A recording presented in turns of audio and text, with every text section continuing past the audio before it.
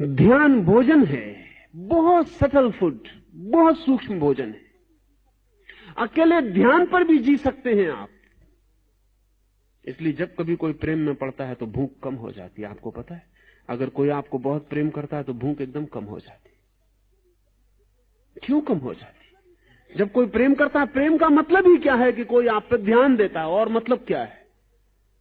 और जब कोई आप पर ध्यान नहीं देता, आपको पता है मनोवैज्ञानिक कहते हैं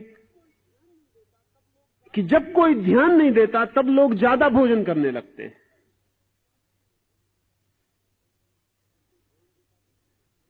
जब कोई ध्यान देता तो कम भोजन करते हैं, क्योंकि ध्यान भी कहीं गहरे में भोजन का काम करता है, बहुत सूक्ष्म तल पर काम करता है। जिस चीज को हम ध्यान देते हैं उसको शक्ति देते हैं, ये मैं कह रहा हूं। और अब इसको कहने के वैज्ञानिक आधार हैं,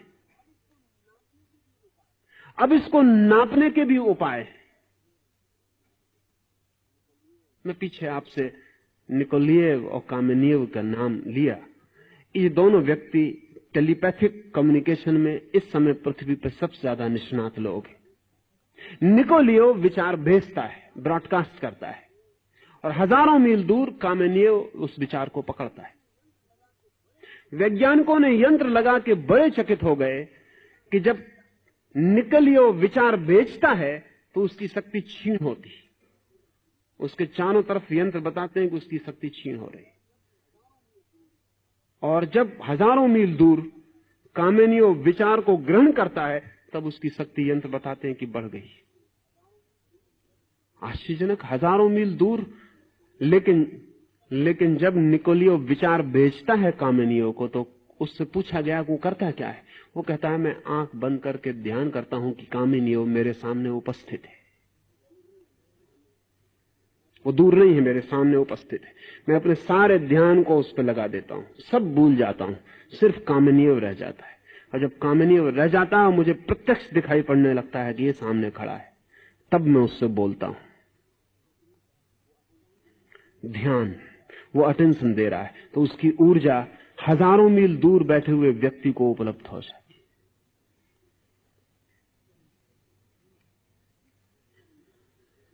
जिस चीज पर हम ध्यान देते हैं वहां शक्ति संग्रहित होती है, और जहां से हम ध्यान देते हैं वहां से शक्ति हटती है और विसर्जित होती है। जिस वृत्ति पर आप ध्यान देते हैं उस पर शक्ति संग्रहित हो जाती है। जब आप काम वासना का विचार करते हैं तो आपके काम वासना का जो केंद्र है वो शक्ति को इकट्ठा करने लगता है।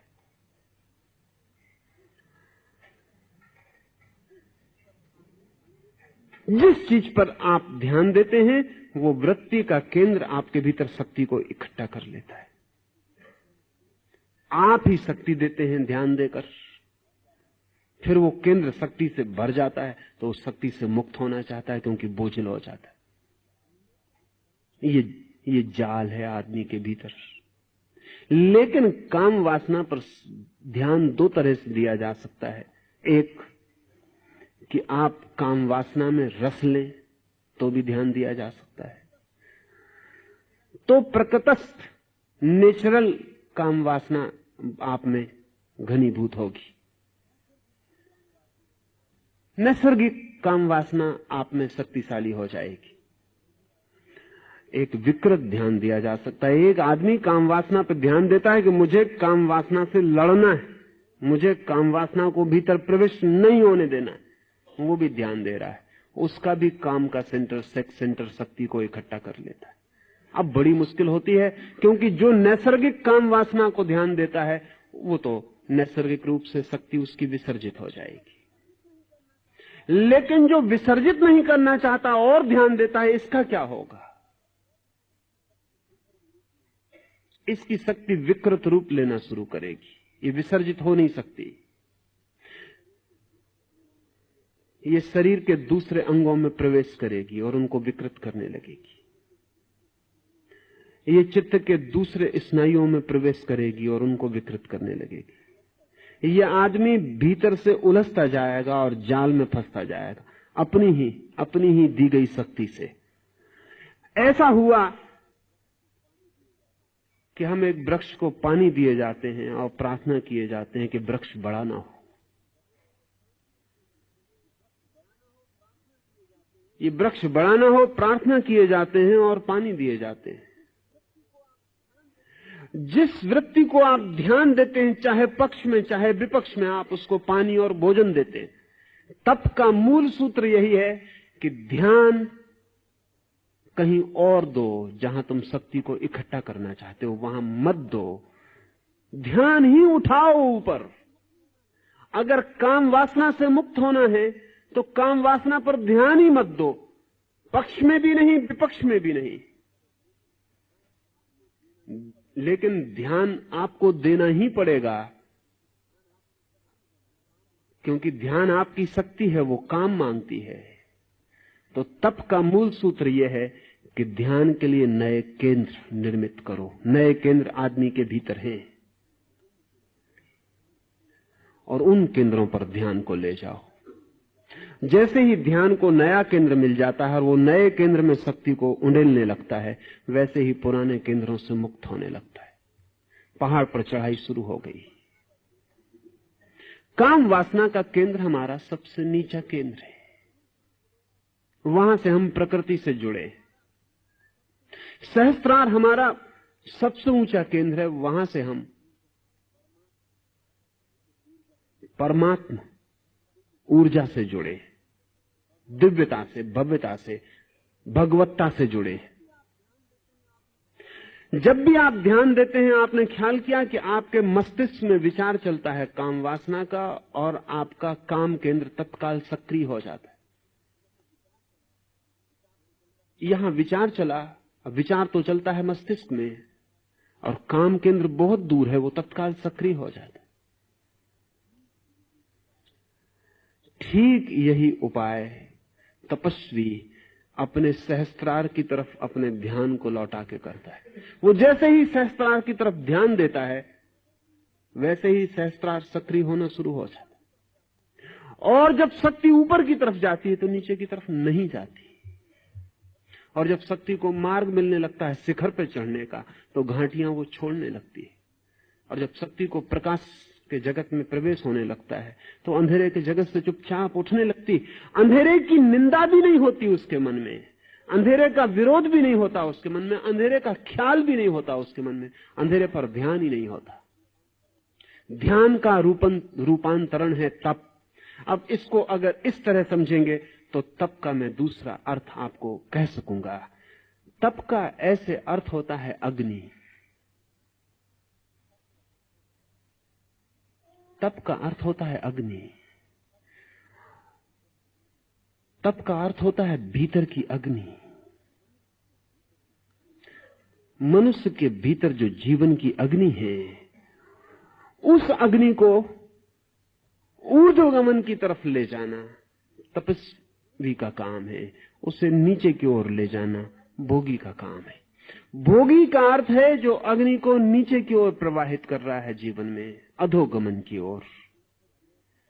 तपस्वी का अर्थ है जो ऊपर की ओर प्रवाहित कर रहा है उस अग्नि को, परमात्मा की ओर, सिद्धावस्था की ओर।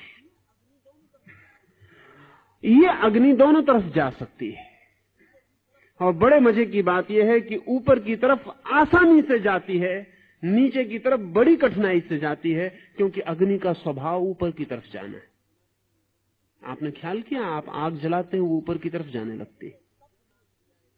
इसलिए इसे तप नाम दिया, इसे अग्नि नाम दिया, इसे यज्ञ नाम दिया, ताकि ये ख्याल में रहे कि अग्नि का स्वभाव तो ऊपर की तरफ जाना है, नीचे की तरफ तो बड़ी चेष्टा करके ले जानी पड़ती। पानी नीचे की तरफ बहता है, अगर ऊपर की तरफ ले जाना हो तो बड़ी चेष्टा करनी पड़ती है। और आप चेष्टा छोड़ दें कि पानी फिर नीचे की तरफ बहने लगा। आपने पंपिंग इंतजाम छोड़ दिया, पानी फिर नीचे बहने लगेगा। अगर ऊपर चढ़ाना है तो पंप करो, ताकत लगाओ, मेहनत करो। नीचे बहने के लिए पानी किसी की मेहनत नहीं मांगता, खुद बहता है, वो उसका स्वभाव है। अग्नि को अगर नीचे की तरफ ले जाना है तो इंतजाम करना पड़ेगा। अपने से अग्नि ऊपर की तरफ उठती है, ऊर्ध्वगामी। इसको तप कहने का कारण है क्योंकि भीतर की जो अग्नि है, जो जीवन अग्नि है, वो स्वभाव से ऊर्ध्वगामी है। एक बार आपको उसके ऊर्ध्वगमन का अनुभव हो जाए, फिर आपको प्रयास नहीं करना पड़ता उसको ऊपर जाने के लिए, वो जाती रहती है। एक बार सहस्त्रार की तरफ तपस्वी का ध्यान मुड़ जाए तो फिर उसे चेष्टा नहीं करनी पड़ती, फिर वो अग्नि अपने आप बहती रहती है। धीरे धीरे वो भूल ही जाता है क्या नीचे क्या ऊपर, भूल ही जाता है, क्योंकि फिर तो अग्नि सहज ऊपर बहती रहती है। एक बार आग राह पकड़ ले तो ऊपर की तरफ जाना उसका स्वभाव है। नीचे की तरफ ले जाने के लिए बड़ा आयोजन करना पड़ता है, लेकिन हम नीचे की तरफ ले जाने के इतने लंबे अभ्यस्त हैं, जन्मों जन्मों के हमारा अभ्यास है नीचे की तरफ ले जाने का। इसलिए नीचे की तरफ ले जाना जो कि वस्तुतः कठिन है, वो हमें सरल मालूम पड़ता। ऊपर की तरफ ले जाना जो कि वस्तुतः सरल है, वो हमें कठिन मालूम पड़ता। कठिनाई हमारी आदत में है, आदतें बड़ी कठिन हो जाती, और कभी कभी स्वभाव जो कि हमारी आदत नहीं है, जो कि वस्तु का धर्म है, उसके ऊपर हमारी आदत इतनी सख्त होकर बैठ जाती है कि स्वभाव को दबा देती है। हम सबके स्वभाव दबे हुए हैं आदतों से। जिसको महावीर कर्म का क्रम कहते हैं, वो हमारी आदतों का क्रम है। हमने आदतें बना रखी हैं, वो हमें दबाए हुए हैं। वो आदतें लंबी हैं, पुरानी हैं, गहरी हैं, उनसे छूट जाना आज इसी वक्त संभव नहीं हो जाएगा। तो हम उनसे लड़ना शुरू करते हैं और उल्टी आदत बनाते हैं, लेकिन आदत फिर भी आदत ही होती है। गलत तपस्वी सिर्फ आदत बनाता है तप की, ठीक तपस्वी स्वभाव को खोजता है, आदत नहीं बनाता। हैबिट और नेचर का फर्क समझ लें। हम सब आदतें बनवाते हैं। हम बच्चे को कहते हैं क्रोध ना करो, क्रोध की आदत बुरी है, न क्रोध करने की आदत बनाओ। वो न क्रोध करने की आदत तो बना लेता है, लेकिन इससे क्रोध नष्ट नहीं होता, क्रोध भीतर चलने लगता है। काम वासना पकड़ती तो हम कहते हैं ब्रह्मचर्य की आदत बनाओ, वो आदत बन जाती, लेकिन काम वासना भीतर सरकती रहती, वो नीचे की तरफ बहती रहती, उससे कोई फर्क नहीं पड़ता। तपस्वी खोजता है स्वभाव के सूत्र को, ताओ को, धर्म को। वो क्या है जो मेरा स्वभाव, उसे खोजता है। सब आदतों को हटाकर वो अपने स्वभाव का दर्शन करता है। लेकिन आदतों को हटाने का एक ही उपाय है, ध्यान मत दो, आदत पर ध्यान मत दो। एक मित्र 4-6 दिन पहले मेरे पास आए, उन्होंने कहा कि आप कहते हैं कि बंबई में रह के और ध्यान हो सकता है, इस सड़क का क्या करें, भोंपू का क्या करें, ट्रेन जा रही, सीटी बज रही, इसका क्या करें। मैंने उनसे कहा ध्यान मत दो। उन्होंने कहा कैसे ध्यान ना दे, खोपड़ी पर भोंपू बज रहा है, नीचे कोई हान बजाए चला जा रहा है, ध्यान कैसे ना दे। मैंने उनसे कहा एक प्रयास करो, भोंपू कोई नीचे बजाया जा रहा है, उसे भोंपू बजाने दो, तुम ऐसे बैठे रहो, कोई प्रतिक्रिया मत करो कि भोंपू अच्छा कि भोंपू बुरा, कि बजाने वाला दुश्मन कि बजाने वाला मित्र, किसका सिर तोड़ देंगे अगर आगे बजाया। कुछ प्रतिक्रिया मत करो, तुम बैठे रहो, सुनते रहो, सिर्फ सुनो। थोड़ी देर में ही तुम पाओगे कि भोंपू बजता भी हो तो भी तुम्हारे लिए बजना बंद हो गया। एक्सेप्ट इट, स्वीकार करो। जिस आदत को बदलना हो उसे स्वीकार कर लो, उससे लड़ो मत, स्वीकार कर लो। जिसे हम स्वीकार कर लेते हैं उस पर ध्यान देना बंद हो जाता है। क्या आपको पता है, किसी स्त्री के आप प्रेम में हो, उस पर ध्यान होता है, फिर विवाह करके उसको पत्नी बना लिया, फिर वो स्वीकृत हो गई, फिर ध्यान बंद हो जाता है। जिस चीज को हम स्वीकार कर लेते हैं, एक कार आपके पास नहीं, वो सड़क पर निकलती है चमकती हुई, ध्यान खींचती है, फिर आपको मिल गई, फिर आप उसमें बैठ गए, फिर थोड़े दिन में आपका ख्याल ही नहीं आता कि वो कार भी है चारों तरफ जो ध्यान को खींचती, तो वो स्वीकार हो गई। जो चीज स्वीकृत हो जाती है उस पर ध्यान जाना बंद हो जाता है। स्वीकार कर लो, जो है उसे स्वीकार कर लो, अपने बुरे से बुरे हिस्से को भी स्वीकार कर लो। ध्यान देना बंद कर दो, ध्यान मत दो। उसको ऊर्जा मिलनी बंद हो जाएगी, वो धीरे धीरे अपने आप छीन होकर सिकुड़ जाएगी, टूट जाएगी, और जो बचेगी ऊर्जा उसका प्रवाह अपने आप भीतर की तरफ होना शुरू हो जाएगा। गलत तपस्वी उन्हीं चीजों पर ध्यान देता जिन पर भोगी देता। सही तपस्वी ठीक तप की प्रक्रिया ध्यान का रूपांतरण है। वो उन चीजों पर ध्यान देता है जिन पर न भोगी ध्यान देता न तथाकथित त्यागी ध्यान देता। वो ध्यान को ही बदल देता है।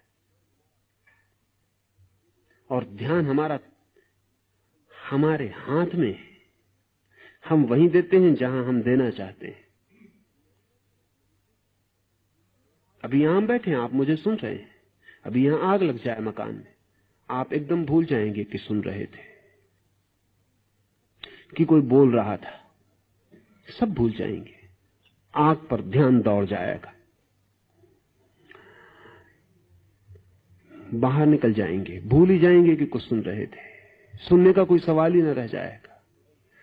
ध्यान प्रतिपल बदल सकता है। सिर्फ नए बिंदु उसको मिलने चाहिए। आग मिल गई, वो ज्यादा जरूरी जीवन को बचाने के लिए हो गई, तो तत्काल ध्यान वहां दौड़ जाएगा। आपके भीतर तप की प्रक्रिया में उन नए बिंदुओं और केंद्रों की तलाश करनी है जहां ध्यान दौड़ जाए और जहां नए केंद्र सशक्त होने लगे। इसलिए तपस्वी कमजोर नहीं होता, शक्तिशाली हो जाता। गलत तपस्वी कमजोर हो जाता। गलत तपस्वी कमजोर होकर सोचता है कि हम जीत लेंगे, और भ्रांति पैदा होती है जीतने की। अगर एक आदमी को 30 दिन भोजन न दिया जाए तो काम वासना क्षीण हो जाती। इसलिए नहीं कि काम वासना चली गई, इसलिए कि काम वासना के योग्य रस नहीं बनता शरीर में। फिर भोजन दिया जाए तो 30 दिन में जो वासना गई थी वो 3 दिन में वापस लौट आती। भोजन मिला, शरीर को रस मिला, फिर केंद्र सक्रिय हो गया, फिर ध्यान दौड़ने लगा। इसलिए फिर जिसने भूखा रहते ही काम वासना पर तथाकथित विजय पाई, वो बेचारा फिर भूखा ही जीवन भर रहने की कोशिश में लगा रहता है, क्योंकि वो डरता है। इधर भोजन लिया, इधर वासना उठी। मगर ये निपट पागलपन है, वासना के बाहर हुए नहीं। ये सिर्फ कमजोरी की वजह से वासना को शक्ति नहीं मिल रही है। असल में आदमी जितनी शक्ति पैदा करता है उसमें कुछ तो जरूरी होती है जो उसके रोज के काम में समाप्त हो जाती है। एक खास मात्रा की कैलोरी उसके रोज के काम में, उठने में, बैठने में, नहाने में, खाने में, पचाने में, दुकान में आने में जाने में व्यय हो जाती, सोने में व्यय हो जाती। उसके अतिरिक्त जो बचती है वो उस केंद्र को मिल जाती जिस पे आपका ध्यान है। द सुपरफ्लुअस, जो अतिरिक्त है। अगर समझ लें कि 1000 कैलोरी मान लें कि आपके रोजमर्रा के काम में खर्च होती है, और आपके भोजन और आपकी व्यवस्था से आपको 2000 कैलोरी शक्ति शरीर में पैदा होती है, तो आपका ध्यान जिस केंद्र पर होगा 1000 कैलोरी जो शेष बची है उस केंद्र पर दौड़ जाएगी। उसको कोई रास्ता नहीं, ध्यान ही रास्ता है। ध्यान ही एरो है जिससे वो जाएगी। उसको और कुछ पता नहीं कहां जाना है। आपका ध्यान उसको खबर देता है कि यहां जाना है, वो वहां चली जाती है। अब अगर आपको झूठे तप में उतरना है तो आप भोजन इतना कर दें कि 1000 कैलोरी से ज्यादा आपके भीतर पैदा ना हो। फिर आपको ब्रह्मचर्य सदा हुआ मालूम पड़ेगा, क्योंकि आपके पास अतिरिक्त शक्ति बचती नहीं जो कि सेक्स के केंद्र को मिल जाए। 1000 शक्ति पैदा होती है, 1000 आप खर्च कर लेते। इसलिए तपस्वी खाना कम कर देता है, पैदल चलने लगता है, श्रम ज्यादा करने लगता है और खाना कम करता चला जाता है। ये दोहरी प्रक्रियाएं करता है ताकि शरीर में शक्ति कम हो और शक्ति व्यय ज्यादा हो। वो मिनिमम पर जीने लगता है। न होगी अतिरिक्त शक्ति, न वासना बनेगी, मगर इससे वो वासना से मुक्त नहीं होता। वासना अपनी जगह खड़ी, वासना का केंद्र प्रतीक्षा करेगा, अनंत जन्मों तक प्रतीक्षा करेगा। कहेगा कि जिस दिन शक्ति ज्यादा हो मैं तैयार हूं। ये सिर्फ भय में जीना है। इस जीने से कहीं कुछ उपलब्ध नहीं होता। इससे प्रकृति तो चूक जाती है, संस्कृति नहीं मिलती, सिर्फ विकृति मिलती है और एक भयभीत चेतना रह जाती है पीछे। नहीं, ये नहीं है मार्ग। ठीक पॉजिटिव ऑस्टेरिटी का, ठीक विधायक तप का मार्ग है। शक्ति पैदा करो, ध्यान रूपांतरित करो, ध्यान नए केंद्रों पर ले जाओ ताकि शक्ति वहां जाए। इसे हम धीरे धीरे जब और गहरे उतरेंगे ध्यान के परिवर्तन के लिए, तो ये प्रक्रिया ख्याल में आ सकेगी। लेकिन सबसे पहले तो ये ख्याल में ले लेना चाहिए कि मेरी अतिरिक्त शक्ति किस केंद्र से व्यय हो रही है। उसके विपरीत जो केंद्र है उस केंद्र पर ध्यान को लगाना पड़ेगा।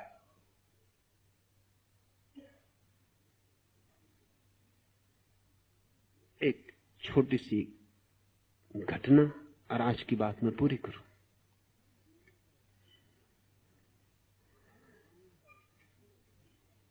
धर्म गुरुओं का एक सम्मेलन हुआ है। बड़े धर्म गुरु उस देश के एक नगर में इकट्ठे हुए। 4 बड़े धर्म हैं उस देश में। चारों के 4 बड़े धर्म गुरु एक निजी वार्ता में लीन है। सब सम्मेलन निपटने के करीब हो गया। वो बैठ के बातें कर रहे हैं। ऊंची बातें हो चुकी, नकली बातें हो चुकी, अब वो बैठ के असली गपशप कर रहे हैं। 75 साल का बूढ़ा धर्मगुरु कहता है कि हो गई वे बातें, सुन गए लोग, लेकिन तुम्हारे सामने क्यों मैं छिपाऊं, और मैं आशा करता हूं तुम भी ना छिपाओगे। अच्छा होगा कि हम बताएं कि असली जिंदगी हमारी क्या है। मैं तो एक ही चीज से परेशान रहा हूं, वो धन, और दिन रात धन के विपरीत बोलता हूं। तो धन पे मेरी बड़ी पकड़ है। एक पैसा भी मेरा खो जाए तो रात भर मुझे नींद नहीं आती, या एक पैसा मिलने की आशा बंध जाए तो भी रात भर एक्साइटमेंट रहता और नींद नहीं आती। बड़ी धन ही मेरी कमजोरी, बड़ी मुश्किल है। इसके पार में नहीं हो पा रहा। क्या आप में से कोई पार हो गया है तो बताए। दूसरों ने कहा पार तो हम भी नहीं हुए, हमारी अपनी अपनी मुसीबतें हैं। एक ने कहा मेरी मुसीबत तो ये अहंकार है, इसके लिए ही जीता हूं, इसी के लिए उठता हूं, इसी के लिए बैठता हूं, इसी के लिए अहंकार के खिलाफ भी बोलता हूं। पर है यही, इससे मैं बाहर नहीं हो पाता। तीसरे ने कहा मेरी कमजोरी तो ये काम वासना है, ये स्त्रियां मेरी कमजोरी हैं। दिन रात समझाता हूं, प्रवचन करता हूं, ब्रह्मचर्य का व्याख्यान करता हूं चर्च में, लेकिन मैं उस दिन बोलने में मजा ही नहीं आता जिस दिन स्त्रियां नहीं आती। खुद ही मजा नहीं आता बोलने। जिस दिन स्त्रियां आती उस दिन मेरा जोश देखने लायक रहता। उस दिन जब मैं बोलता हूं तो बात ही और होती। लेकिन अब मैं जानता हूं भली भांति कि वो भी काम वासना ही मेरी, उसके मैं बाहर नहीं हो पाता। चौथा आदमी मुल्ला नसरुद्दीन था।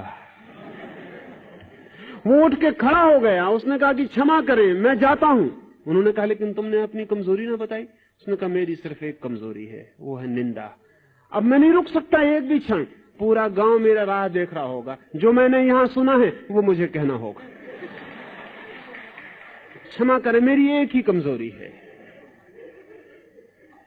अफवाह। और अब मेरा रुकना मुश्किल है। की कोशिश की, तू ठहर भाई, तेरी ये कमजोरी थी तो तूने पहले क्यों ना कहा, इतनी देर चुप क्यों रहा।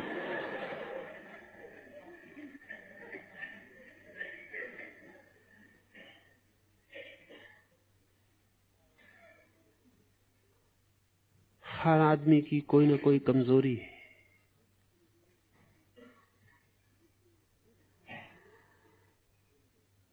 उस कमजोरी को ठीक से पहचान ले, उसी में आपकी ऊर्जा व्यय होती है। मुल्ला ने कहा कि तब तक तो मैं बैठा रहा जब तक मैं पूरा न सुन पाया, लेकिन जब मैंने पूरा सुन लिया तो जग गई मेरी शक्ति। अब इस रात सोना मेरे बस में नहीं। अब जब तक एक एक शक्ति जग गई मेरी। वो जो कमजोरी है हमारी, वही हमारी शक्ति का निष्कासन है।